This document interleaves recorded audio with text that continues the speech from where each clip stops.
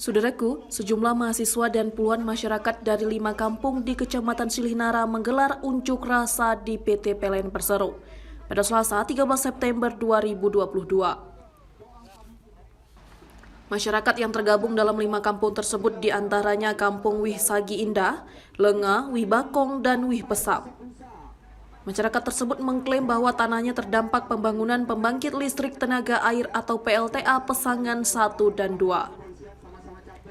Mahasiswa dan masyarakat datang ke kantor PT PLN yang terletak di Desa Wih Pesam, Kecamatan Silihnara, Kabupaten Aceh Tengah pada Selasa 13 September 2022.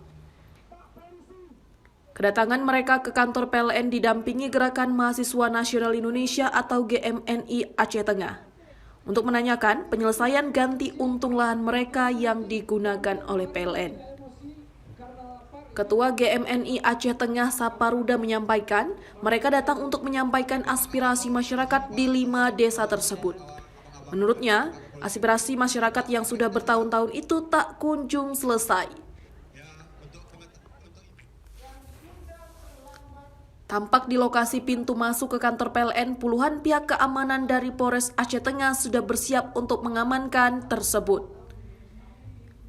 Setelah beberapa jam, kemudian massa melakukan orasi di hadapan kantor PLN dan akhirnya pihak PLN keluar bersama Dandim 0106 Aceh Tengah dan Kapolres Aceh Tengah. Pihak PLN mengajak massa aksi demo untuk masuk berdiskusi terkait pembebasan lahan yang akan digarap PLN.